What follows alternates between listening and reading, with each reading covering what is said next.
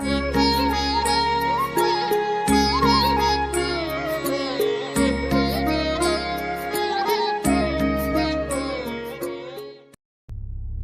Technology కాలంలో కొత్త కొత్త ధోరణులు పెరిగిపోతున్నాయి. వాటిలో ఒకటి ఆధ్యాత్మికత అంటే వెనుకబడిన విషయమని, భక్తి అంటే అంధత్వమని, దైవ విశ్వాసం అంటే బలహీనత అని భావించే సంఖ్య పెరిగిపోయింది. Science is everything, my life my rules, YOLO అంటే యూ లివ్ ఓన్లీ వన్స్ అనుకునే ఇవి నేటి తరానికి నినాదాలుగా ఒక వైరస్లా వ్యాపిస్తున్నాయి. సైన్సు గొప్పది, అది మనిషిని చంద్రుడిపైకి తీసుకెళ్ళింది. టెక్నాలజీ ప్రపంచాన్ని చేతిలో పెట్టింది. నాస్తికత్వం తర్కాన్ని నేర్పింది. కానీ ఒక్క ప్రశ్న, రాత్రి నిద్ర పట్టని బాధలో, మనసు పగిలిపోయే నిరాశలో, ప్రాణం మీదకి వచ్చిన కష్టంలో గూగుల్ సెర్చ్ సరిపోతుందా? లేదా ఒక అర్థమయ్యే హృదయం, ఒక దైవ విశ్వాసం అవసరమా? మై లైఫ్ మై రూల్స్ అనేది పైకి స్వేచ్ఛలా కనిపిస్తుంది. కానీ అది బాధ్యత లేని స్వేచ్ఛ అయితే? హద్దుల్లేని కోరికలు, ఎప్పటికీ తీరని ఆశలు, ఇంకాస్త ఇంకాస్త అన్న తపన, ఇవి సంతోషాన్ని కాదు, శూన్యతను పెంచుతాయి. ఆధ్యాత్మికత మనకు ఒక సరిహద్దు నేర్పుతుంది. మన కోరికలకు ఒక నియంత్రణ అవసరమని చెబుతుంది. స్వేచ్ఛ అంటే స్వీయ నియంత్రణతో కూడిన జీవితం అని గుర్తు చేస్తుంది. సోషల్ మీడియా, ట్రెండ్స్, ఇన్ఫ్లుయెన్స్ ఇవి అన్నీ ఒక రకమైన బానిసత్వాన్ని తీసుకువస్తున్నాయి. ఇలా యవ్వన వయసులో ఉన్నవారు కోరుకున్న స్వేచ్ఛలో వారి హృదయం, ఆత్మ, ఆధ్యాత్మికత అతి తక్కువ స్థానం పొందుతున్నాయి. కనీసం మనసు లోతుల్లో ఏది నిజమైన ఆనందం, ఏది అసలైన విలువ అనే ప్రశ్నలని అడగడం కూడా కొంతమందికి రాదు. ఆర్థిక, సోషల్, టెక్ సక్సెస్లో ఎక్కువ ఎనర్జీ పెట్టడం జరుగుతుంది. కానీ మనసుకు, ఆత్మకు, దైవంతో సంబంధానికి సమయం దక్కదు. ఫలితం ఏంటి? అశాంతి, సంతృప్తి, తాత్కాలిక సంతోషం మాత్రమే. లోతైన ప్రశ్నలకు మార్గం లేని జీవితం. టీనేజ్ జీవితం బాహ్యంగా స్వతంత్రంగా పైకి కనిపించిన ట్రెండ్ అంటూ బానిసత్వంతో నిండిపోతుంది.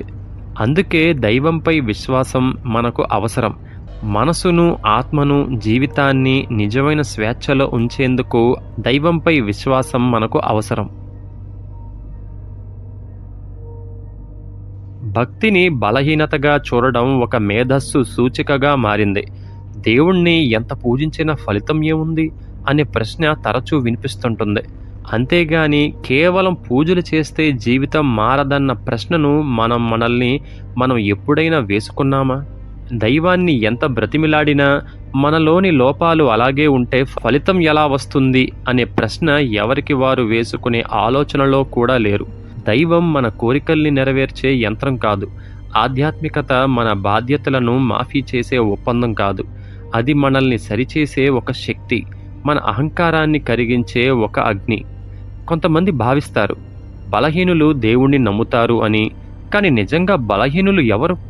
అహంకారంతో నాకు ఎవరూ అవసరం లేదు అనేవాళ్ళ, లేక వినమ్రంగా నన్ను నడిపించే శక్తి ఒకటి ఉంది అని అంగీకరించేవాళ్ళ? భక్తి అంటే బాధల నుంచి పారిపోవడం కాదు. భక్తి అంటే బాధలను ఎదుర్కొనే ఒక ధైర్యం. ఆధ్యాత్మికత అంటే ప్రపంచాన్ని వదిలేయడం కాదు, ప్రపంచంలోనే ఉంటూ మనసును స్థిరంగా ఉంచడం.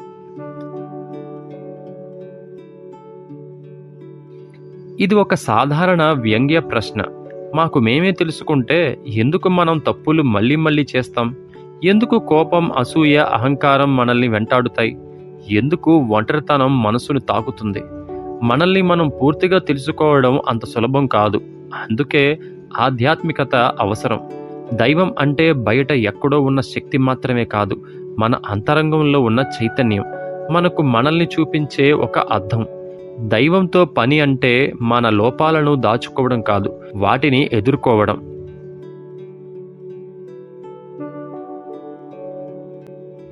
నేను మంచివాడిని, నాకే ఎందుకు కష్టాలు అనుకోవడం సరిపోదు. నీ మంచితనం లోపల అహంకారం అనే కనిపించని ముసుగు ఉంటే, గుర్తించే సామర్థ్యం నీకు లేనప్పుడు మెదిలే ప్రశ్నే నాకే ఎందుకు కష్టాలు. ఆధ్యాత్మికత మనకు ఒక ప్రశ్న అడుగుతుంది, నీవు నిజంగా ఎవరు? పదవులు కాదు, పేర్లు కాదు, ప్రశంసలు కాదు. మనసు లోతుల్లో ఉన్న ఒక సత్యం. దైవాన్ని నీవు నమ్మకపోవచ్చు, కానీ జీవితం ఇచ్చే ప్రశ్నలను ఎవరూ తప్పించుకోలేరు. నేను ఎందుకు బాధపడుతున్నాను? జీవితానికి అర్థం ఏంటి? అసలు నేను ఎవరు? ఈ ప్రశ్నలకు సైన్స్ పూర్తి సమాధానం ఇవ్వకపోవచ్చు, కానీ ఆధ్యాత్మికత మాత్రం ఆ ప్రశ్నలతో జీవితంలో నిలబడడం నేర్పుతుంది. దైవం మన కోరికల్ని నెరవేర్చే శక్తి కాకపోవచ్చు, కానీ మనల్ని మార్చే శక్తి.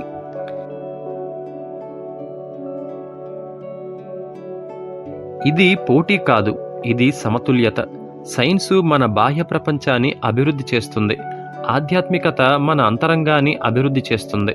సైన్సు ఎలా జీవించాలి అని నేర్పుతుంది, ఆధ్యాత్మికత ఎందుకు జీవించాలి అనే ప్రశ్నకు దారి చూపుతుంది. అంతేగాని సైన్సు మాత్రమే జీవితం కాదు, ఎప్పటికీ కాదు. ఆధ్యాత్మికంతో కూడిన జీవితంలో రసం ఉంటుంది. కేవలం సైన్సు మీదే నడిచే జీవితం యాంత్రికంగా మారిపోతుంది. కనుకే రెండూ అవసరం.